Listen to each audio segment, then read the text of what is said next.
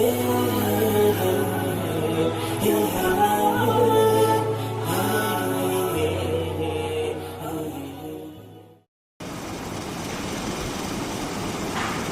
لله الذي بنعمته تتم الصالحات وبفضله تحقق الأمنيات، ثم صلاته وسلامه على من أرسله الله رحمة للعالمين نبينا محمد صلى الله عليه وسلم. وأشهد أن لا إله إلا الله وحده لا شريك له، وأشهد أن سيدنا ونبينا وعظيمنا وحبيبنا محمدا عبده ورسوله أرسله الله بالهدى ودين الحق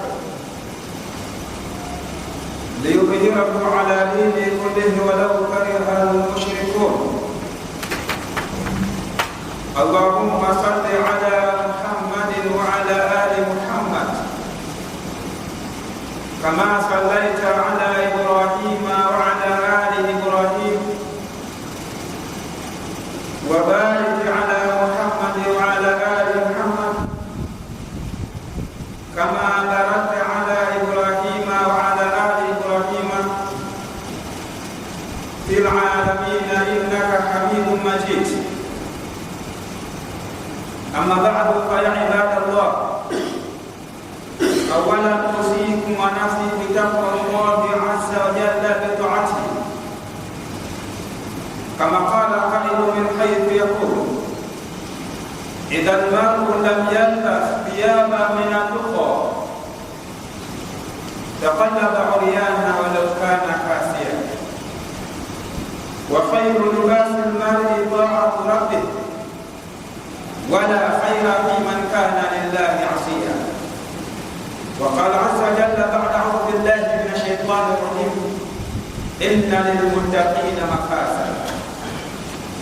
Ndugu zangu katika imani, baada ya kumshukuru Allah subhanahu wa ta'ala na kumtakia ziada za rahma na si mwingine mtukufu wa daraja kipenzi chetu mtume wetu Muhammad sallallahu alaihi wasallam, awali ya yote ningependa kuwasieni pamoja nami kuhusia nafsi yangu juu ya swala zima la kumcha Allah subhanahu wa ta'ala. Ayuha al-ikhwata al-kiram, kabla hatujaingia katika maudhui yetu, jambo la kwanza ambalo ningeomba kwa muumini, tuhakikishe tunajipanga safu vizuri wote, tuziache kuta, tusogee mbele, tujaze misafu, tukae safu kama kwamba tumeshaingia katika ibada. Na kawaida ya muumini anakuwa samia wa taa, anapoelezwa kitu anakuwa ni mwenye kusikia na mwenye kutii. Basi kwa si bora mmoja akae kule, mwingine kule, mwingine huku, tusogee mbele, tujaze safu. Ayuha al-ikhwata al-iman, nadhkurukum fi hadha al-yawm al-mubarak.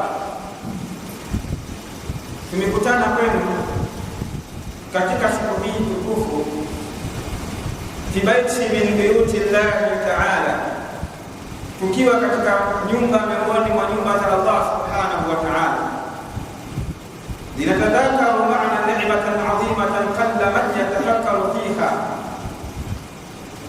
ili tuweze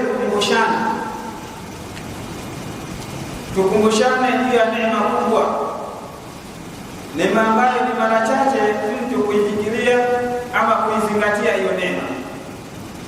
Ra'annaha asasul hayati, huenda neema hiyo ndiyo ikawa ndio msingi wa maisha yetu, ndio ikawa furaha ya maisha yetu. Ala wajha ni'matul amani fil mujtama'i, na si nyingine ni neema ya amani katika jamii. Fahiya ni'matun la tuqasu bil mali wala tushtara bi dahri. Ndugu yangu, neema hii wala haipimwi kwa mali kwamba kiasi gani cha pesa, wala tushtara bidhahabi, wala hinunuliwi kwa dhahabu. Fa idha ukida al-amanu aasha an-nasu mutma'innina, pale amani inapopatikana basi watu wanaishi kwa utulivu. Wa idha ukida al-amanu ta'attalat al-hayatu wa dha'at al-tumanina, maisha yanakuwa vurugu, yanakuwa vurugu, lakini si hivyo tu, bali utulivu nao unaondoka kabisa. Nasallallahu ta'ala yudima alaina hadhihi neema, tumuombe Allah subhanahu wa ta'ala tukumishie neema hii ambayo tujalia, wajajalana min ibadihi shakirina, na tujalie katika miongoni mwa watu wenye kushukuru hizi neema ambazo Mwenyezi Mungu subhanahu wa ta'ala ametujalia. Ayuha al-ikhwatu, ndugu zangu katika imani, muhadaratuna al-yawm ama khutbatuna al-yawma unwanuha taqulu al-aman asasu al-istiqrar wa imadu al-hayat al-mujtama'i. Maudhui ya hotuba yetu ya leo imebeba ujumbe unaosema kwamba amani ni msingi wa utulivu na ndiyo nguzo pekee ya maisha katika jamii. Amani,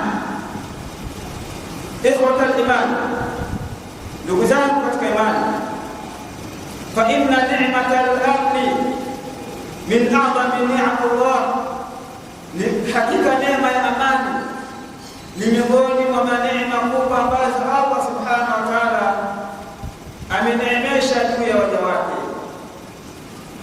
Wa hiya min asasi alhayati alqadiba, na hiyo ndiyo katika msingi mkubwa wa maisha ya mwanadamu. Fa idha faqadaha an-nasu 'ashu fi khawfin wa idtirabi, amani inapotoweka basi watu wanaishi katika hali ya hofu na mihangaiko na ghasia, hawana utulivu kabisa. Wa idha wujida al-amnu, lakini amani inapopatikana, intasharat al-tumaninatu wa sa'ada, amani na tawala inaenea na utulivu vile vile unakuwa ni mzuri sana. Ndugu zangu katika imani, sehemu kama daraja la imani la amani katika Uislamu, kama tulivyotangulia kusema kwamba amani ndiyo neema kubwa, kuonesha kwamba amani ni neema kubwa. Allah subhanahu wa ta'ala ameeleza katika Qur'an aliposema, alladhi at'amahu min khawfin wa amanahu, alladhi at'amahu min ju'in wa amanahu min khawf. Allah subhanahu wa ta'ala ndiye ambaye amewapa riziki umma wake, waja wake, kutokana na njaa, lakini baada ya kuwapa riziki kutokana na njaa, wa amanahu, na akawapa amani, akawapa utulivu, min khawfin, kutokana na hofu waliokuwa nayo. Ukisoma hii sura ya Quraish utajua sababu nuzuli hadhihi sura wa asbabu nuzuli hadhihi aya, lakini sisi tuchukue kwamba hiki kipande ambacho tumekieleza hapa, Allah subhanahu wa ta'ala baada ya kupa riziki umma wake akaujalia kuwa na amani, wakaondoshwa hofu, kwa maana anajua kabisa kwamba amani inapokosekana kwa mja, maisha yanakuwa hayana utulivu wowote. Faqaddama Allahu al-amna ba'da rizqi, Allah subhanahu wa ta'ala akatanguliza amani baada ya kuleta riziki.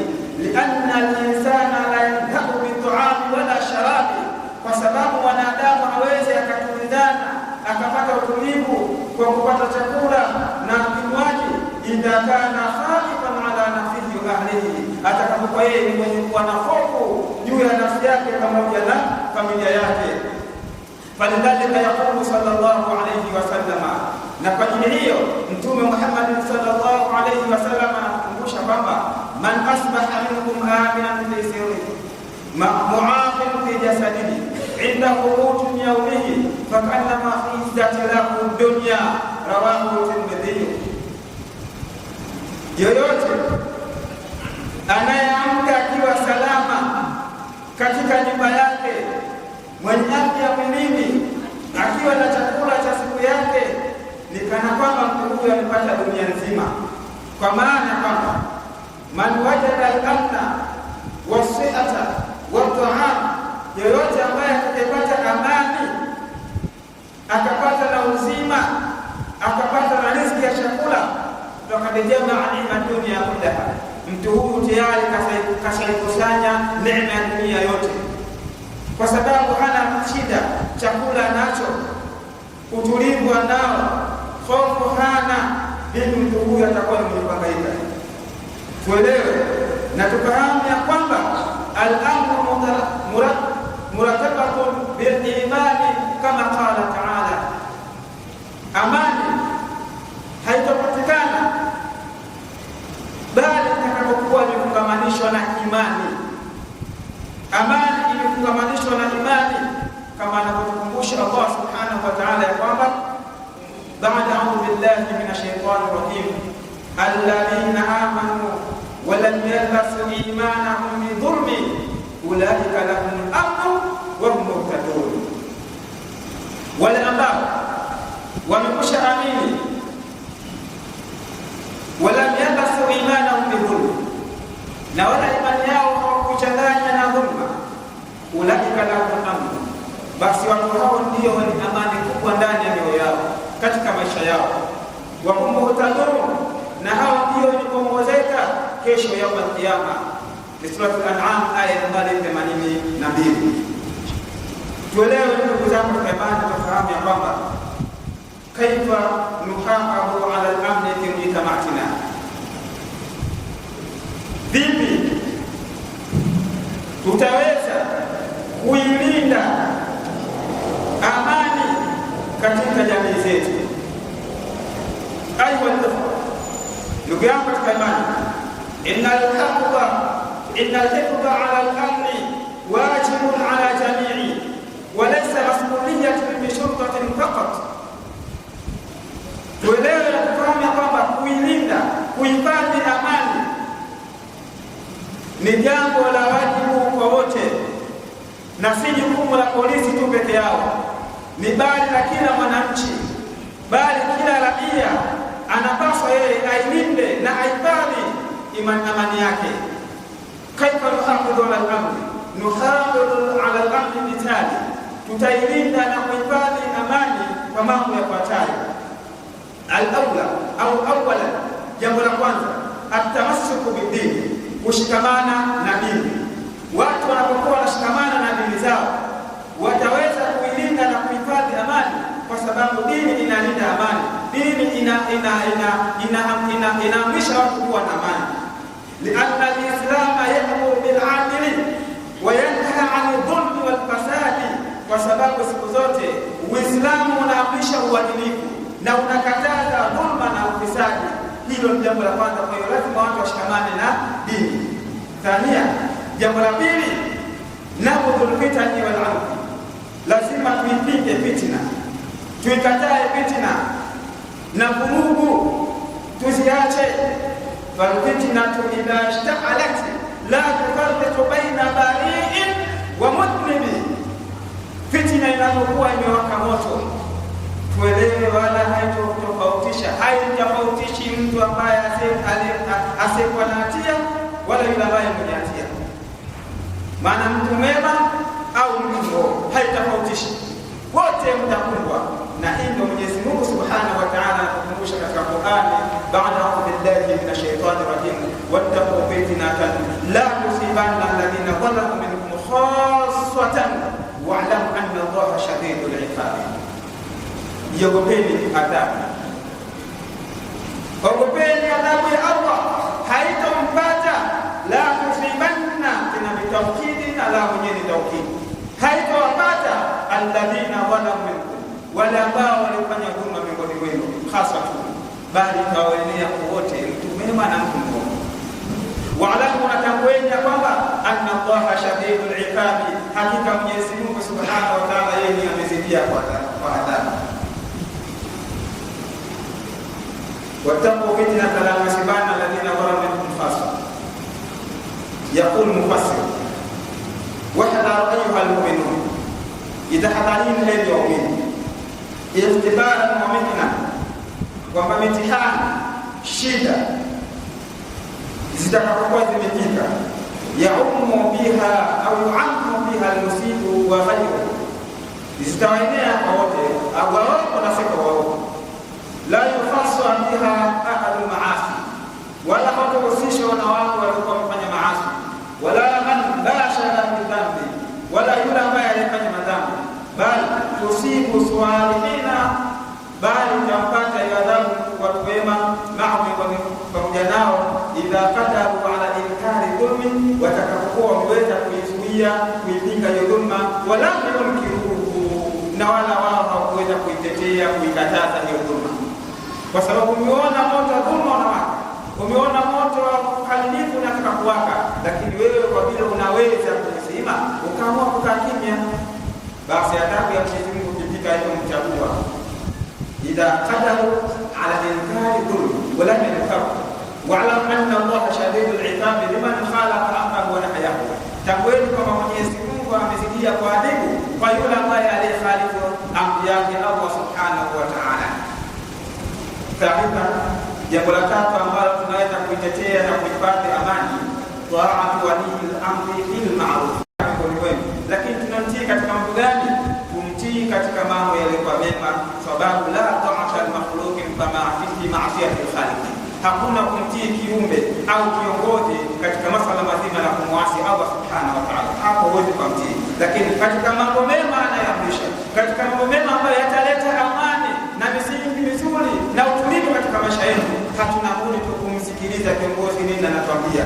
Hapa tukitetea haya na tukifanya haya, basi amani itapatikana, kama amara Allah bidhalika, kama alivyoamrisha Allah subhanahu wa ta'ala katika hilo, lianna nidhama huwa alladhi yuhma albilada min alfawdi, kwa sababu nidhamu ndiyo inatetea, ndiyo inalinda maisha na katika inatetea maisha na alfawdi, kutokana na vurugu na kila kitu, kwa sababu ya nini? Nidhamu. Kwa tunapokuwa tunapata nidhamu, kuwasikiliza viongozi, kuwasikiliza mashehe, kuwasikiliza wale ambao walikuwa amri minkum, amani itakuwa inapatikana.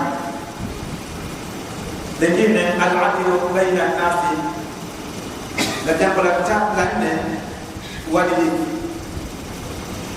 kati ya watu na watu. Lianna dhulma sababu al-fitani wa zawali al-amni, ikiwa kwa sababu dhulma ikiwepo ndio sababu ya kuleta fitina, ndio sababu ya kuleta vurugu, na ile amani ikawa imeweka. Kwa hiyo lazima watu wafanyane uadilifu, waondoshiane chuki, kusiwe na aina yoyote ya dhulma. Lakini dhulma ikipatikana ndugu yako, ndio sababu ya fitina na chuki, hakuna utulivu katika hiyo mji au mkoa, kama qala Nabii sallallahu alayhi wasallam, kama anatuambia Bwana Mtume Muhammad sallallahu alayhi wasallam ya kwamba ittaqu dhulma, iogopeni dhulma, fa inna dhulma fi yawm al-qiyama, hakika dhulma ndio kiza siku ya kiyama. Kwa hiyo kuwa waadilifu. Jambo la tano katika mambo ambayo yanatupelekea kuhifadhi amani na kuitetea, ataawunu baina an-nas, ni kusaidiana kati ya watu. Lianna al-amna la yatahaqqaqu illa idha ta'awana al-jami'u 'ala al-birri wat-taqwa, kwa sababu amani haitodhibiti kwa watu isipokuwa watakapokuwa tayari kusaidiana kwa jamii juu ya mema na uchamungu. Wa haithu yaqulu Allah subhanahu wa ta'ala, bala Mwenyezi Mungu subhanahu wa ta'ala anasema, wa ta'awanu 'ala al-birri wa taqwa wa la ta'awanu 'ala al-ithmi wal 'udwan, saidianeni katika mambo mema na uchamungu, na wala msisaidiane katika kumwasi Allah, katika uadui na kumwasi Allah subhanahu wa ta'ala. Kwa hiyo watu wanatakiwa wasaidiane katika masuala mazima la kumcha Mwenyezi Mungu, katika masuala mazima la kufanyiana wema. Ndugu zangu katika imani, katika misingi ya tatu, thamaratu amni, matunda ya amani yanapokuwepo yanapatikana katika gani? Indama yasudu al-amru bil mujtama, wakati amani inapokuwa mzuri katika jamii, inapotawala amani katika jamii, tazdaharu al-hayatu, maisha yanakuwa na furaha, yanakuwa ni mazuri, watuftahu abwabul khairi, na milango ya khairi huwa inafunguka. Kwa sababu gani? Amani imetawala katika jamii. Lazima sehemu maisha yatakuwa mazuri, kheri zitakuwa nyingi. Lakini amani inapokuwa inakosekana, fahamu tuko katika hali ngumu. Mfano mfupi tumeona kipindi cha juzi, siku 3 au wiki tu tuliona ugumu wa maisha. Pengine wewe Kigamboni tuna mimi sikugusagusa, lakini uliona ugumu wake. Sasa je, kwa nini leo amani tusitetee? Kama ni thamarati amni, miongoni mwa matunda ya amani na kuwepo, kwanza kabisa tumaanina tulqulubi wa saadati nufusi, mioyo zinatulizana, mioyo inakuwa inatulia na nafsi nazo zinakuwa zinategemea vile vile. Si hilo tu, izdiharu ta'limi wal iktisadi, maisha maendeleo yanakuwa yanapatikana makubwa, maendeleo ya elimu na uchumi yanakuwa. Lakini kama amani haipo, maana yake hakuna maendeleo ya uchumi wala hakuna maendeleo ya elimu. Tulifunga shule sisi karibu 1.5, watoto walikuwa wasomi na vyuo vilikuwa vifanya nini? Havisomi kwa sababu ya kukosa amani. Kwa utaona kabisa kwamba hotuba inaeleza namna gani watu wanatakiwa kuhifadhi amani. Msipate miemko ambayo haina maana yoyote. Amani ni kitu cha msingi sana. Jambo lingine, matunda ya amani ni kuwepo intisharu mahaba wa tafahu baina nasi, kuenea kwa mapenzi na udugu kati ya watu.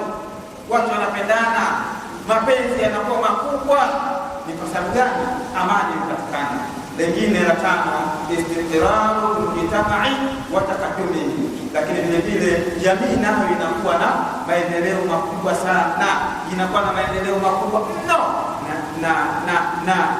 na watu vile vile nao wanaishi katika maisha ambayo ya utulivu wa hali ya juu. Ndugu zangu, tamani usia tuliyouma, usia wangu wa leo, usia wangu wa leo, ilinde na kuitetea amani kwa misingi ya aina yote kaida ambayo Mwenyezi Mungu ametufikisha. Aqulu qawla hadha fastaghfiruhu innahu huwal ghafurur rahim. Qul Allahu wa antum mu'minuna bil ijabah.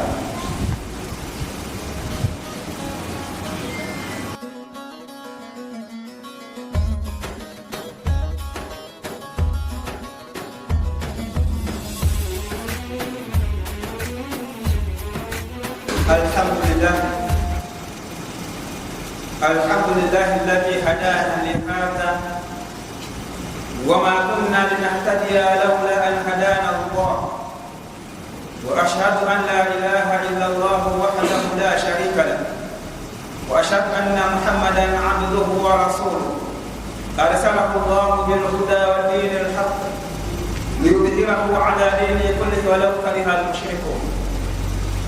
اللهم صل على محمد وعلى آل محمد كما صليت على إبراهيم وعلى آل إبراهيم، وبارك على محمد وعلى آل محمد كما باركت على إبراهيم وعلى آل إبراهيم في العالمين إنك حميد مجيد. أما بعد فيا عباد الله، أوصيكم ونفسي بتقوى الله عز وجل بطاعته. Ndugu zangu katika imani, tukiwa tunaendelea na hotuba yetu kwamba amani ndio msingi na ndio nguzo kubwa ya maendeleo katika jamii. Ili jamii iweze kuwa na maendeleo mazuri, ili jamii iwe na utulivu, lazima papatikane amani. Lakini kama amani inapokuwa haipatikani, basi maisha yanakuwa ni magumu, hali ya utulivu inakuwa inakosekana na kunakuwa hakuna maendeleo ya aina yote, kama tulivyokwisha kuangalia katika hotuba ya kwanza. Ama katika hotuba yetu ya pili, tutaangalia maneno ya mshairi yaliyojaa busara na hekima. Kwanza kabisa tumsikiliza Imam Al-Hussein bin Ali bin Abi Talib, anatuambiaje? Anasema kafa bil mali aran an tarahu min sha'ni ar-rafi'i ila al-inqitafi, kwamba yatosha kabisa mtu kuwa ni mwenye fedhea na aibu, ambapo anapoka yeye anaona jambo ambalo linaweza likanyanyua nchi ama likanyanyua jamii, alafu ila al-inqitati, kwenda katika maporomoko, yeye anakuwa ananyamaza kimya, wala hawezi kulifanya nini kulizungumzia. Hii ni aibu. Yaani ni jambo ambalo mtu anaona shani rafi, jambo la muhimu sana kama hivi leo amani tunazungumzia ni muhimu katika jamii. Sasa inataka kwenda kutoweka ile amani, wewe unakaa kimya. Hii ni aibu kwa mtu. Kafaa bil mali ma'ara an tarahu min ash'ani ar-rafi'i al-inqidad ala al-maqmum min fi'lin harisan. Mtu huyu katika mambo ambayo yale ya chukichuki ya kukudhiwa yale, basi anakuwa ni mwenye kuyakuja sana kuyatenda. Ala al-khairati munqati'un nashati, lakini katika mambo ya khairi amekatika kabisa na mambo ya uchangamfu wa kuweza kuyasimamia, hana kabisa. Mtu kama huyu wallahi anakuwa ni fedhea na hii. Sasa tuangalie haya maneno ya huyu mwanachuoni ambaye Ash'ari, ambaye yaliyojaa na busara na hekima. Anasema ara khala ramat wa maidun jamu wa yushaku an yakuna lahu dhara. Anasema ninaona chini ya majibu kung'aa kwa cheti za moto, na nachelea moto huo utawaka tena. Akaendelea kusema fa inna an-nara bil-udaini tudqa, moto siku zote unakuwa unawashwa kwa kibiriti kile na kijiti chake, kisha washwa kwa moto umefanya nini? Umepatikana. Wa innal harba madhukuza al-kalam, na siku zote vitu mwanzo wake anaanza na maneno tu, huyu kasema hili, huyu kasema hili, huyu kasema hili. Huo ndio mwanzo wa vita. Anamaanisha nini shahidi au maneno haya? Mwandishi anaona dalili za fitna au uhasama unaojificha, kama vile majivu yanayoweza kujificha au kuficha moto unaowaka chini yake, ndivyo maneno au matendo madogo yanaweza kuficha chuki au ugomvi mkubwa unaokuja. Ni onyo la kwa makini kabisa pale ambapo watu wanaanza kugombana kwa maneno au kwa tabasamu zinapotea, basi panaweza kuwa ni moto wa migogoro unaokaribia kuwaka. Kwa hiyo kwa hali kama hii ikijitokeza, ni wajibu wetu kwa kila mmoja kuweza kuzima moto. Akasema kwamba illa yatafaqaha uqala'u qawmi yakunu aquluha yadhuru wa hamu. Endapo moto ule unawaka pale kwenye kijiji, haukuzimwa na watu ambao wenye hekima, basi utakuwa kule mafuta yake yatakuwa ni mizoga na vitu vya watu. Anakusudia nini kwenye maneno haya? Ikiwa wenye busara hawakutumia hekima kuzuia fitina mapema, matokeo yake yatakuwa ni maafa. Watu wasikuwa na hatia wataumia. Moto wa vita ukiwasha, hautambui nani ni sahihi au ni nani ni mkosefu, wote utakuwa unaumiza. Ni wito kwa watu wenye hekima wa mstari wa mbele kuzima chuki na migogoro kabla haijageuka kuwa ni maangamizi. Kisha ujumbe wa kijumla kutokana na maneno haya yana ujumbe gani? Moja, kuwa na uangalifu wa mapema. Tambua dalili za fitina kabla hazijakuwa kubwa. Hiyo la kwanza. Lakini jambo la pili, ndugu yangu katika imani, tumia busara kabla ya maneno, kwa sababu maneno yanaweza kuua zaidi ya upanga.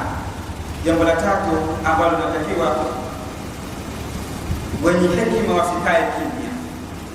Wenye hekima wasikae kimya. Wanaponyamaza, dunia huungua kwa ujinga wa wengine. Dunia huangamia kwa ujinga wa wengine. Kwa hiyo wale ambao walikuwa na hekima, basi wanatakiwa wakishaona dalili za kuvunjika kwa amani, wasikae kimya, waweze kuzizuia, waweze kuzungumzia na kuzitetea. Alhamdulillah, ndugu zangu watukufu, naj'ala min mujtamatina namudaja lil-adhan. Hebu tujalie jamii zetu, tufanye jamii yetu kuwa ni mfano wa amani na imani. Tufanye jamii zetu kuwa mfano wa amani na imani. Wa nahmadullah ala hadhihi ni'matin 'azima. Lakini vile vile kwa hii hali ya sasa hivi tuliokuwa nayo, tumshukuru Allah subhanahu wa ta'ala, aendelee kutupa utulivu na kukinga na maafa. Allahumma, ewe Mwenyezi Mungu, ij'al Tanzania baladan aminan mutma'inna. Tunakuomba Mwenyezi Mungu, jalie hii Tanzania kuwa ni mji ambao ni amani na utulivu, wasaili biladi muslimina, na baki ya miji mingine ya Uislamu. Allahumma ihfadhna min al-fitani. Mwenyezi Mungu, tunakuomba tuhifadhi kutokana na mitihani na fitina, ma dhahara minha wa ma batana, ile ambayo inaonekana na sio onekana. Wafikina lima tuhibbu wa tarda, na tuwafikishe katika yale ambayo unayopenda na kuyaridhia ya Allah. Ewe Mwenyezi Mungu, tunakuomba utujalie amani na utulivu katika nchi yetu. Ya Rabbi, tunakuomba utuondoshee fitna na mabaya na maovu. Ya Rabbi, tunakuomba jalia utulivu katika vizazi vyetu na familia zetu na katika jamii. Allahumma taqabbal du'ana innaka anta samiul alim. Mwenyezi Mungu, tunakuomba pokea dua yetu, hakika wewe ni msikivu na mwenye kujua. Allahumma qul mu'minina wal mu'minat wal muslimina wal muslimat al ahya'i minhum wal amwat bi rahmatika ya